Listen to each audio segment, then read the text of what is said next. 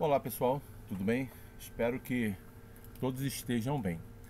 Bom, dando continuidade então ao nosso curso, entramos agora no módulo 3 e o nosso tema agora desse módulo 3 é a fotomorfogênese em plantas.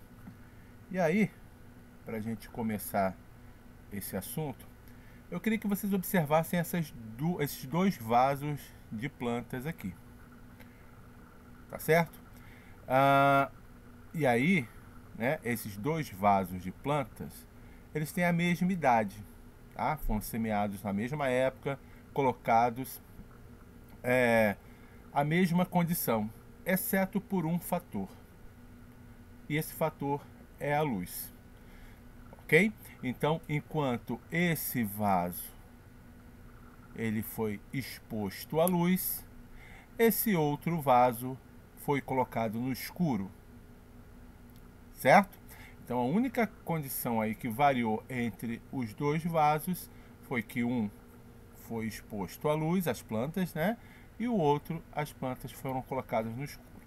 Então a gente percebe, né, olhando esse experimento muito simples, a interferência que a luz promove na morfologia das plantas, né? Então a gente pode perceber que na ausência da luz, essas plantas ficaram mais alongadas, ficaram mais pálidas, sem, né, a presença da clorofila.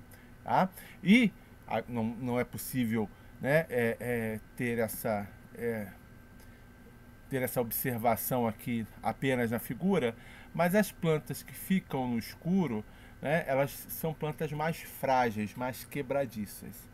Tá? Então, percebam como a morfologia dessa planta ela tá variando em relação à presença ou à ausência da luz. Tá? Então é exatamente isso que a gente vai discutir aqui nessa nossa aula, a influência da luz na morfologia das plantas. Né? Então, aqui, né, se a planta ela é colocada no escuro, né, uma das características bem marcantes é esse crescimento exagerado do caule, que a gente chama de estiolamento.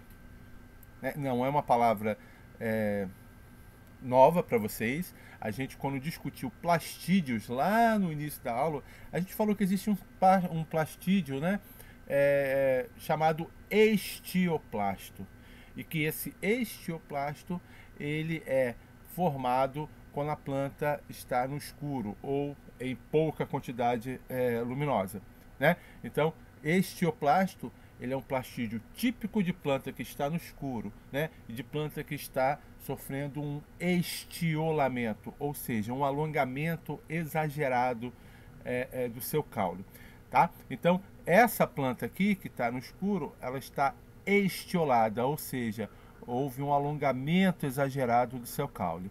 E esse alongamento exagerado, na verdade, é uma estratégia que a planta está desenvolvendo para alcançar a luz. Né? Então, qual é a estratégia aqui? Quanto mais alto a planta chega, maior a chance dela, né, atingir a luz, já que a luz está para cima. A gente já discutiu isso, inclusive, na questão de polaridade, né? Caule e folhas crescem para o alto, raízes para baixo. Então, a luz está para o alto. Né? Então, a planta investindo em maior altura, né, ela investe na maior probabilidade de atingir a luz que ela precisa. E atingindo essa luz, ela pode voltar a ter um crescimento normal, assim, né? Se a gente for o crescimento de uma morfologia de exposição à luz. Tá certo? Então, outra estratégia aqui é que, como eu falei, não tem clorofila. Se não tem clorofila, né, onde é que é produzida essa clorofila? É no cloroplasto, é porque não tem cloroplasto. A gente já fez essa discussão quando falou de plastídeo lá atrás. Então essas plantas têm estioplastos, não tem cloroplastos e não vão ter clorofila. O que é razoável, já que essa planta está no escuro. Qual é a razão dela ter clorofila, que é, né, um investimento muito caro para a planta, já que ela não está na luz, né, não vai fazer processo fotossintético. Então, ela converte o cloroplasto que ela tem em estioplasto e fica ali só, né, esse estioplasto só fica aguardando a presença da luz. Assim que a luz aparece, esse estioplasto se converte rapidamente em cloroplastos e aí com clorofila para fazer fotossíntese, né? Então percebam que aqui é uma estratégia, nessa morfologia, uma estratégia que espera a chegada da luz. Caso a luz chegue, né, essa planta que está com essa característica estiolada, né, volta a ter esse tipo morfológico. E ao contrário também acontece. Então, se você pega uma planta que está crescendo na luz e coloca ela no escuro, ela vai ter essa morfologia. Tá certo? Então, é essa a interferência da luz aí na morfologia das plantas. Bom, aqui, né, um outro exemplo, e aí com mais conhecido, né, o feijão. Então, esse feijão aqui, ele foi exposto à luz, tá? Esse da outra extremidade está estiolado, ou seja, está no escuro, certo? Então a gente percebe aquelas características morfológicas que eu destaquei. Então olha só, como a planta está no escuro, ela tem um crescimento muito exagerado do seu caule, né? O estiolamento. Não tem clorofila, não tem cloroplasto, o que ela vai ter aqui são estioplastos, né? Aqui há uma expansão das folhas, aqui a gente percebe, né, a planta no escuro não tem essa expansão foliar. Outra coisa que a gente percebe é um sistema radicular bem, né, ramificado aqui, bem desenvolvido na planta que está recebendo luz, e uma pouca raiz aqui, poucas raízes na planta que está no escuro, né? Então, tudo que a planta tem de reserva, então aqui a gente está vendo uma planta que germinou, né? Então tá crescendo a partir do processo de germinação. Tudo que ela tinha de reserva, tudo que ela tinha aqui de substâncias foi canalizada para aumentar a sua altura, em detrimento de produzir clorofila, de fazer expansão foliar, porque ela está desesperadamente, né, crescendo em altura para chegar à luz.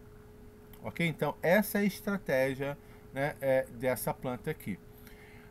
E aí nós temos uma planta, a planta do meio. O que aconteceu com essa planta do meio? Ela era uma planta que estava no escuro e foi exposta à luz. Tá bom? O primeiro sinal que a gente percebe disso, qual é? Né? É exatamente aqui, ó. Se a gente olhar nessa planta que estava no escuro, né, existe esse gancho aqui, ó. Quando a gente discutiu sobre germinação, né, a aula de germinação, a gente falou que essa curvatura aqui é chamada de gancho plumular. É uma estrutura típica que ocorre durante a germinação de várias plantas, que visa proteger o meristema. Então, é esse gancho que vai atritando com o solo até chegar à superfície. Quando chega à superfície e ele é iluminado, esse gancho se desfaz, né? Como essa planta está no escuro, a leitura que ela faz é que ela não chegou à superfície, então ela não desfaz o gancho plumular, tá? Se essa planta é iluminada, o que vai acontecer? O gancho plumular se desfaz, assumindo a característica dessa planta do meio. Ou seja, a planta do meio era uma planta que estava no escuro e que foi exposta à luz. Então percebam que o gancho plumular foi desfeito. Então houve uma sinalização para essa planta de que, opa, cheguei à superfície, atingi a luz. Tá bom? Então aqui a gente tem uma situação diferente da imagem anterior, porque aqui a gente está observando as plântulas desde a sua germinação. E aí a gente observa essas diferenças, né, de exposição ou não à luz. Então assim, ficou claro que a luz vai determinar a morfologia das plantas, né? A presença da luz ou a ausência da luz. E como é que é essa percepção? Aqui, mais um exemplo, né? Então percebam, ó, aqui, ó, exatamente esse exemplo que eu cito para vocês aqui, dessa planta que está, né, no escuro. Então aqui, ó, percebam? Olha aqui, a planta já atingiu a superfície, né? Então a germinação, ó, ela já atingiu a superfície, a planta está fora do substrato. Mas como você, né, mantém essa planta no escuro, o entendimento dela é de que ela não atingiu a superfície. E aí esse gancho plumular, ele é mantido, certo? Então ele só vai se desfazer quando essa planta for exposta à luz, certo? Então, né, para a gente lembrar aqui, no caso aqui, essa germinação, tá vendo? Que esse gancho aqui, que é o que atrita no solo, certo? E aí o processo de germinação aqui, que a gente já viu isso em outras aulas. Bom, uma outra interferência aí no processo, né, da luz, da interferência da luz nas plantas é durante a germinação. Então, aqui tem um experimento bastante clássico feito com sementes de alface. Então, quando as sementes de alface são colocadas, né, são embebidas, ou seja, colocadas em contato com a água no escuro, elas não germinam, tá? E quando você expõe essas sementes de alface à luz, elas germinam. Opa, então, né, os cientistas já começaram, então essa luz vai interferir no processo de germinação das sementes. Então eles perceberam que algumas sementes, quando expostas à luz, germinam, e outras não precisam estar expostas à luz, ao contrário, têm que estar no escuro ou numa baixa condição luminosa para poder germinar. Eles começaram a perceber que a luz tinha uma interferência nesse processo de germinação das plantas. E aí eles começaram a fazer vários ensaios e perceberam que não era qualquer espectro luminoso que tinha essa interferência. E aí, vamos abrir aqui um parênteses, né, para lembrar, quem já estudou biofísica sabe disso, né, e física básica, né, quando a gente fala de luz, a gente está falando que a luz é formada por diferentes comprimentos de onda. E aí, né, existem aqueles comprimentos de onda que são visíveis ao olho humano, né? Então o espectro visível, que são as cores do arco-íris, tá certo? Mas existem outros comprimentos de onda, né? Então infravermelho, micro-onda, onda de rádio, são, né, comprimentos maiores, né? E outros comprimentos de ondas de onda menores, que são ultravioleta, né? O famoso UVA ou UVB, né? São duas faixas, os raios X e os raios gama, né? Quanto menor o comprimento de onda, mais energia ele tem. Quanto maior o comprimento de onda, menos energia ele tem, tá? Então é importante que a gente tenha a ideia de que quando a gente fala em comprimentos de onda da luz, a gente está falando de que cada comprimento de onda desse tem uma energia. E o que os cientistas começaram a perceber é que esse comprimento de onda na faixa do vermelho ou vermelho extremo, né? Então essa faixa do vermelho ao vermelho extremo, eram comprimentos de onda que tinham grande interferência nas respostas de fotomorfogênese e na germinação de sementes. Tá? Então, o que eles perceberam aqui nesse experimento? Quando eles colocavam as sementes de alface em contato com uma luz, só o espectro de luz vermelho, elas germinavam. Se eles acendiam um espectro vermelho e depois um vermelho longo, um vermelho distante, as sementes não germinavam. E aí novamente eles, né, acendiam uma lâmpada vermelha só no espectro vermelho, ok? Depois vermelho extremo e depois vermelho. As sementes germinavam. Se eles faziam, né, acendiam uma luz vermelha, depois vermelho extremo, depois vermelho extremo, não germinavam. Então, quais foram as conclusões aqui desse experimento? Uma, né, de que no caso das sementes de alface, que é uma semente que a gente vai ver que são sementes fotoblásticas positivas, ela só vai germinar se for exposta ao comprimento de onda vermelho. Se a gente fizer uma exposição de um comprimento vermelho distante, ela não germina.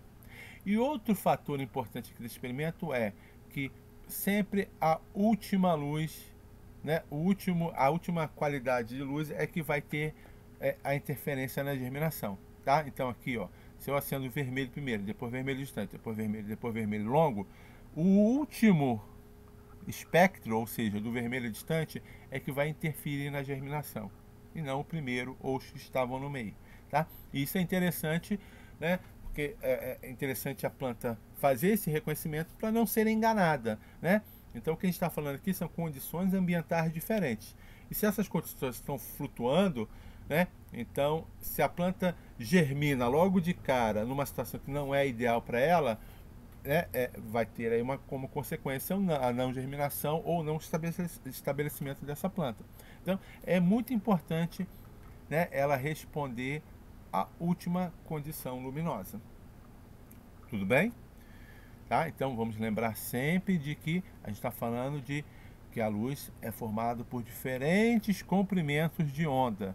E aí, aqui, para nosso estudo de fotomorfogênese, o interessante é essa faixa do comprimento de onda, ou seja, do vermelho ao vermelho extremo. E a gente está falando então, né, que esses comprimentos de onda eles têm energia. Lembrem-se disso. Bom, e aí, né, a gente chega então, como é que a planta faz esse reconhecimento da qualidade luminosa em que ela se encontra, né? Então,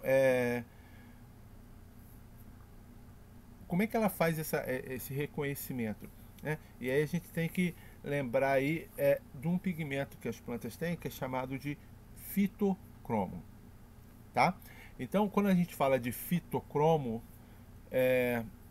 existem dois tipos de fitocromo. O fitocromo vermelho e o fitocromo vermelho longo ou vermelho extremo, tá? Então, existe o fitocromo vermelho, e aí eu estou falando, né, de um pigmento ligado, né, a gente vai ver mais adiante a estrutura dele, e o fitocromo vermelho extremo. E o que é interessante, tá, é que um tipo de fitocromo se converte no outro, ok? Então, o fitocromo vermelho pode se transformar no fitocromo vermelho longo e o fitocromo vermelho longo pode se transformar no fitocromo vermelho. E como é que isso acontece? Né? Quando eles sofrem a ação da luz. E a gente viu, então, que a luz tem vários espectros, correto? Ora, mas aqui nesse caso, o que vai ter interferência nessas respostas são os comprimentos de onda do vermelho e do vermelho extremo. Tá certo? Então, quando o fitocromo vermelho é incidido por um espectro de luz vermelho, ele se converte em fitocromo vermelho longo.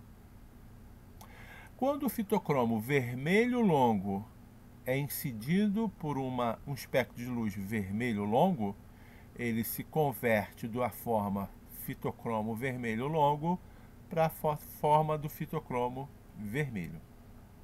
Ok? Então, por isso, inclusive, que eles recebem esse nome. E aqui eu chamo a atenção porque é muito fácil a gente se confundir, né? Já que os nomes são parecidos, são os mesmos, eu digo, né? Então, o fitocromo vermelho, eu estou falando de um pigmento. Fitocromo vermelho longo, eu estou falando também de um pigmento. Quando ele é incidido por um espectro, e aí eu estou falando de luz vermelho, ele se transforma em vermelho longo. Quando o fitocromo vermelho longo, eu estou falando do pigmento, é incidido por uma luz do espectro vermelho longo, ele se converte na forma do fitocromo vermelho. Ok? Outra coisa importante é, quando a planta é mantida no escuro, os fitocromos que estão na forma do vermelho longo se convertem para o fitocromo vermelho. Então, essa forma aqui é uma forma mais estável da molécula, ok? Então, quando a planta está no escuro, os fitocromos que estão na forma do vermelho longo se convertem para o fitocromo vermelho. Ora, então, aqui a gente está vendo exatamente, né, um gráfico que mostra os comprimentos de onda, ok? Então aqui está representado desde os 300 nanômetros até 800 nanômetros. Então aqui são os comprimentos de onda. Abaixo está, né, no caso do espectro visível ao olho humano, tá essa faixa correspondente. Então quando a gente está falando dessa faixa do vermelho e do vermelho longo, a gente está falando exatamente dessa faixa aqui, que vai de 600 e poucos nanômetros até 700, né? E de 700 e pouco até 800 e pouco nanômetros. A gente está falando dessa faixa aqui, tá? Essa é o vermelho e essa faixa é o vermelho longo. Então, e aqui a outra, né? O gráfico aqui está mostrando a absorvância, ou seja, o quanto essas duas moléculas, e eu estou falando do fitocromo vermelho e vermelho distante, absorvem dessas faixas. Então a gente percebe o seguinte, ó, que o em verde é o fitocromo vermelho. Olha o quanto que ele absorve desse espectro luminoso. Tá? E aqui o fitocromo vermelho longo. Olha o quanto ele absorve dessa faixa do vermelho longo. Né? Gente, aqui cabe um parênteses, né, para a gente relembrar aí o conceito básico de ótica, né? Então, o que acontece, né, nessa questão de cores, tá? Por que uma planta é verde? Certo? Porque ela tem clorofila, certo? Ou a maioria delas ali, né, vai estar, às vezes a clorofila está mascarada por outros pigmentos, mas vamos colocar um caso padrão, a folha está verde. Por que a folha é verde? A folha é verde porque a planta ela tem clorofila, óbvio, né? A gente já chegou a esse ponto. Mas o que acontece, né? Ela é verde porque ela está absorvendo os diferentes comprimentos de onda, em especial alguns, tá? No caso da clorofila, ela absorve muito o azul e o vermelho, tá? E o que está acontecendo com o verde? O espectro verde, no caso da clorofila, ela está refletindo, tá? Então é por isso que a gente vai enxergar a clorofila verde, e como há uma grande quantidade de clorofila na folha, a gente vai enxergar a folha verde, porque ela está refletindo esse verde, ela não absorve o verde, tá certo? Então, o que eu quero dizer aqui, né, nessa curta lembrança de ótica, é que, né, alguns comprimentos de onda são absorvidos e outros são refletidos, né? Normalmente o que são refletidos reflete, né? É a cor daquele objeto, daquela molécula, tá certo? Então aqui no caso dos fitocromos, tá? As faixas que eles mais absorvem, no caso do fitocromo vermelho longo, é essa faixa do vermelho. Perceba que eles absorvem também uma faixa do ultravioleta e do violeta aqui, mas o maior mesmo aqui, ó, quanto ele absorve mais é na faixa do vermelho, enquanto o fitocromo vermelho longo, ele tem uma faixa de absorção no vermelho, mas a maior absorção dele ocorre na faixa do vermelho longo, né? Então isso significa que essas duas faixas, né, esses pigmentos absorvem a energia desses dois espectros luminosos, tá? É isso, assim, simplificando a história, é isso que vai acontecer. Eles vão absorver a energia que tem nesses espectros luminosos, vermelho e vermelho longo. Bom, uma outra colocação é a seguinte, ó, quando a gente fala de fitocromo, então essa é a molécula do fitocromo, certo? Então, ela é formada por um cromóforo, ou seja, né, uma parte da molécula que absorve, né, esses espectros luminosos, e uma parte que é uma proteína. Então, quando eu falo do fitocromo vermelho, aqui está, ó, fitocromo vermelho, tá? PR, do inglês. Então, a faixa que ele mais absorve, 660 nanômetros da luz, é o vermelho. E aqui é a molécula do fitocromo vermelho longo, fitocromo vermelho longo, do inglês aqui. Então, é a faixa dos 730 nanômetros. Se vocês olharem com atenção, essas duas moléculas de fitocromo vermelho e vermelho longo, elas são isômeras. Tá? Eles são isômeros. Apenas essa parte aqui da molécula que é diferente. Tá? Então, ela sofre uma rotação. Certo? E quando é que ela sofre essa rotação? Quando ela absorve luz. Tá? Então, ela absorve luz, ela gira e vira o fitocromo vermelho longo.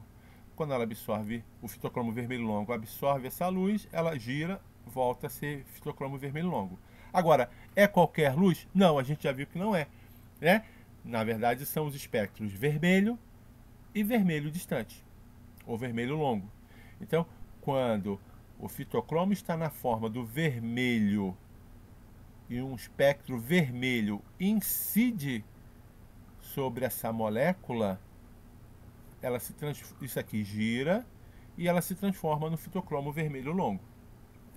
Quando o fitocromo vermelho longo está nessa forma e essa molécula recebe uma luz vermelho longo ou vermelho distante, essa parte aqui da molécula gira e aí ela já não é mais fitocromo vermelho longo, ela se transforma em fitocromo vermelho. Tá? Então, percebam que os fitocromos são moléculas fotoconversíveis. Né? Então, dependendo da luz que está atingindo essa molécula, ela vai se converter uma na outra. Tá certo? Então, principalmente os espectros vermelho e vermelho distante. Ah, tá, mas aí você vai dizer, mas olha só, né? Na luz tem diferentes comprimentos, né? Todos os comprimentos de onda estão ali na luz. Sim, mas dependendo do ambiente, tá? Vai haver um predomínio de um espectro vermelho ou do vermelho longo, tá? Vamos lembrar o seguinte, que o espectro vermelho, ele é muito utilizado pela clorofila por processo fotossintético. Então ele é muito absorvido para essa finalidade, tá? Então, cada ambiente vai ter uma qualidade luminosa. E o que eu estou me referindo como qualidade luminosa? Né? Eu estou me referindo a qual espectros ou quais espectros dominam naquela qualidade luminosa. Né? Os fotógrafos conhecem muito bem isso, porque eles vão usar a luz para criar aquele clima, criar aquele ambiente, que nada mais é do que o predomínio de um tipo de espectro ou não, tá? Então, então você tem que dominar essa luz para que quem trabalha com fotografia digital sabe disso também, né? Você tem que fazer um equilíbrio de cores, né? Então, esse equilíbrio de cores vai dar uma foto melhor, ou você desequilibra para ressaltar um aspecto. Então, quando você faz o predomínio de um espectro ou de outro, você vai estar interferindo nessa qualidade luminosa. Né? E o que nos interessa aqui para as respostas de fotomorfogênica é o que? É a quantidade ou a razão espectral entre o espectro vermelho e o vermelho longo. Tá? Então, é isso aqui que vai nos interessar, porque se há um predomínio de vermelho, né, o espectro vermelho, então mais moléculas de fitocromo vermelho vão se transformar em vermelho longo. Certo? Quanto maior quantidade de espectro vermelho longo uma luz tem, maior quantidade do espectro vermelho, do fitocromo vermelho longo vai se transformar em fitocromo vermelho. Então percebam que a qualidade espectral, ou seja, quanto de luz vermelho em relação a vermelho longo tem, vai interferir no final na quantidade de fitocromo vermelho ou vermelho longo vai ter na planta. Tá certo? Então, aqui, ó, só para vocês terem uma ideia, então essa relação aqui, né, de vermelho longo, em situações diferentes, ó, na luz do dia, né, no sol, pleno sol, é 1,19. No pôr do sol, já cai 0,96. Isso aqui quer dizer o que pra gente? É que no pôr do sol tem mais vermelho longo do que vermelho em relação ao dia, né? Na luz do luar, 0,94. No dossel de uma era é uma planta, então abaixo, né, de uma planta, assim, na sombra de uma planta, ó, 0,3. Perceba o quanto, né, diminuiu a quantidade de espectro vermelho e aumentou a quantidade de espectro vermelho longo. Ó, tá certo? Então, aqui é a sombra. Então, os ambientes sombreados tendem a ter uma quantidade maior de espectro vermelho longo. Ambientes ensolarados tendem a ter uma quantidade maior de espectro vermelho. Ok? Então, isso vai interferir na quantidade de fitocromos, né? Ou seja, fitocromos vermelho ou vermelho total, vermelho longo nessa planta. Tá? Então, essa relação espectral entre vermelho e vermelho longo é bem importante para determinar a razão de fitocromos, ou seja, qual é a quantidade de fitocromo vermelho longo sobre a quantidade de fitocromo totais. Tá certo? Eu sei que é muita informação, mas vocês vão rever o vídeo e vão, né, estudar e vão entender um pouco isso, porque a todo momento eu estou falando de luz, de espectros vermelho e vermelho longo e de fitocromo vermelho longo e fitocromo vermelho, tá?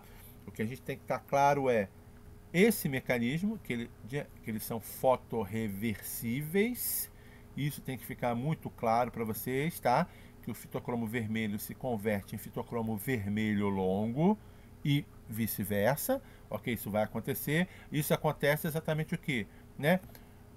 Pela absorção que eles estão fazendo do espectro, e aí eu estou falando de luz, vermelho e vermelho longo, ok? Então, se eu tenho, né, uma qualidade luminosa assim, com todos os espectros dominantes, ok, né, você vai ter isso acontecendo o tempo inteiro. Mas você vai ter ambientes na natureza que isso aqui não vai estar tudo equilibradinho, né? Um ou outro vai estar predominando. Por quê? Você tem vários organismos, você tem vários objetos absorvendo a luz ao redor, né? Absorvendo esses espectros, tá? E aí você vai ter qualidades luminosas diferentes, tá? Então, se você tem o vermelho predominando, a luz vermelha, o espectro vermelho, você vai ter um predomínio de fitocromo vermelho longo. Se ao contrário você tem uma luz em que ocorre o predomínio da luz, né, do espectro vermelho longo, você vai ter o predomínio do fitocromo vermelho. Ok? Porque uma maior quantidade de fitocromo vermelho longo vai se transformar em vermelho. Tudo bem? Então, no final das contas, essa qualidade luminosa, ou seja, essa razão espectral, tá, vai interferir na quantidade de fitocromos dentro da planta. Tudo bem, gente? Isso tem que ficar bem claro para que vocês entendam todo o processo. Bom, aqui, né, no caso do estiolamento, foi o primeiro exemplo que nós demos lá no início da aula, né? Então aqui, ó, no nosso gráfico aqui embaixo, ó, o X aqui está, né, a relação entre fitocromo vermelho longo e fitocromo sobre fitocromos totais, tá? Então, vamos lá. O que eu falei? Na exposição ao sol, há uma tendência a ter mais espectro vermelho do que a sombra de uma árvore. Por exemplo, aqui a era. Ok? Tudo bem? Então, o que a gente traduz disso aqui, né? numa planta que está numa sombra, já que há um predomínio de espectro vermelho longo, vai haver o quê? Um predomínio de fitocromo na forma do vermelho. Ok? Então, a relação, né, fitocromo vermelho longo sobre todos os fitocromos vermelho longo vai ser baixa. Se, por outro lado, eu tenho um ambiente ensolarado, a quantidade de luz, né, de espectro vermelho, ela é maior. Então, eu vou ter mais fitocromo vermelho se transformando em fitocromo vermelho longo. Logo, eu vou ter mais fitocromo vermelho vermelho longo dentro da planta. Ok? Então, nessa nossa tabelinha aqui, nesse nosso gráfico, aqui ó, fitocromo vermelho longo sobre o total. Quanto maior for esse número, significa o quê? Que mais ensolarado o ambiente está, mais iluminado ele está. Ok? Então, se a minha quantidade de fitocromo vermelho longo aumenta, tá? É sinal de que ela está recebendo o quê? Mais espectro de luz vermelho, ou seja, mais iluminado é esse ambiente. Quanto menor for a concentração da planta, né, de fitocromo vermelho longo, menos espectro vermelho ela está recebendo, ou seja, mais sombreado é esse ambiente. Então, esse eixo do gráfico está dizendo exatamente isso. Então, quanto maior o número, mais iluminado o ambiente é. Quanto menor esse número, mais sombreado ele é. E esse outro eixo está dizendo o quê? A taxa de alongamento do caule. Então, perceba o seguinte, né? Se eu pego uma planta que é de sol, não sei se vocês já ouviram esse termo, existem plantas de sol e plantas de sombra, tá? Então, se eu pego uma planta que é de sol, ela tem uma taxa de iluminação alta e coloco essa planta na sombra, então é exatamente o que eu fiz aqui, ó. Então, a gente pegou essa planta de sol que está com um crescimento bacaninha, bonitinho, e transfiro ela para um ambiente mais sombreado. O que aconteceu com essa planta? Ela sofreu um estiolamento. E sofreu um estiolamento porque esse ambiente mais sombreado fez diminuir a quantidade de fitocromo vermelho longo dentro da planta, ocasionando essa, né, morfologia estiolada que a gente já viu lá no início da aula. Se eu pego essa planta e coloco ela num ambiente com mais luz, a quantidade de fitocromo, né, vermelho longo dela vai aumentar e aí ela vai ter essa morfologia, né, normal de novo. Ok? Não estiolada. Tá? Isso acontece muito com plantas de sol. Se a gente pega plantas de sombra, né? Então se a gente pega uma planta aqui numa qualidade luminosa mais escura, né? Que é bom para ela, e eu coloco numa situação mais iluminada, ela não vai sofrer um estiolamento. Ela pode sofrer por outros problemas, né? Excesso de radiação luminosa, queimar a folha e tal, mas ela não sofre esse estiolamento. Tá bom? Então essa é uma diferença entre a planta de sombra e a planta de sol. Tá? Revejam o vídeo, vejam passo a passo para vocês entenderem, né? Eu sei que é um pouco mais, né, puxado aqui, para vocês entenderem esse mecanismo que é bem importante. Uma outra questão que eu queria destacar aqui é a questão das sementes fotoblásticas, né? Então a gente já colocou lá, e lá quando a gente falou de germinação também a gente tocou nisso, né? Que algumas sementes precisam da luz para germinar. É qualquer luz? Não, né? Os espectros vermelho e vermelho longo têm muita influência nesse aspecto da germinação de sementes, tá? E obviamente a gente já viu lá no início, né, da aula, nas sementes de alface, tá? Essa interferência da luz, né, ela é mediada pelo fitocromo, tá? Então, uma semente fotoblástica vai germinar ou não, dependendo da qualidade luminosa que atinge essa semente e desse reconhecimento que é feito pelo fitocromo, né? E da resposta que vai ser disparada, vai ser detonada, tá bom? Então, por exemplo, quando a gente fala de sementes que são fotoblásticas positivas, no caso da semente do alface, né? Se a gente tem uma razão, né? Então, a razão espectral vermelho, vermelho longo, né? Então, aqui, ó, vermelho baixa e vermelho longo alta. Então, isso indica que a planta está num lugar sombreado. Se a relação espectral vermelho é maior do que o vermelho longo, isso indica que é um lugar iluminado. Tá? Então, o que vai acontecer com a razão entre os fitocromos? Ou seja, fitocromo vermelho longo sobre fitocromo total. Então, aqui, percebam que o que interessa é qual é a quantidade de fitocromo vermelho longo. Maior ou menor. Por quê? Essa é a forma biologicamente ativa. O fitocromo vermelho longo é quem vai desencadear ou não um caminho de resposta, tá?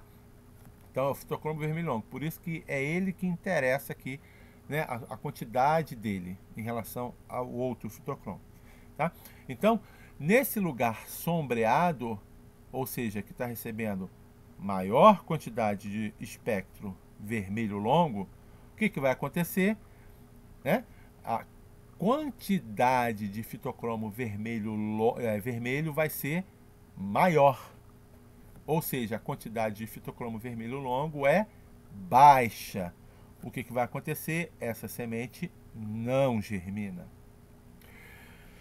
Numa situação iluminada, onde está recebendo mais luz vermelha, o que vai acontecer? Mais luz vermelha, mais fitocromo vermelho se transformando em fitocromo vermelho longo. Ou seja, a quantidade, a razão fitocromo, né? Ou seja, a quantidade de fitocromo vermelho longo vai aumentar.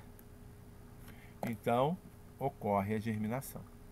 Tá? Então, nas sementes fotoblásticas positivas, elas só vão germinar numa condição iluminada. Por quê? Porque a quantidade de fitocromo vermelho longo nela vai ser maior e vai desencadear o processo de germinação. Ok? Na semente fotoblástica negativa é o contrário. Tá? Um lugar sombreado, ou seja, onde há uma razão espectral maior do vermelho longo, ok? Ou seja, como consequência, então, teremos o quê? Uma baixa quantidade de fitocromo vermelho longo. Isso vai ser o gatilho para que ocorra a germinação em sementes que são fotoblásticas negativas, ou seja, não precisam da luz para germinar. Precisam estar na sombra. E se elas são colocadas num lugar iluminado, ou seja, onde a razão espectral do vermelho é maior, e como consequência, então, a quantidade de fitocromo vermelho longo vai ser maior, isso vai ser o que? Né?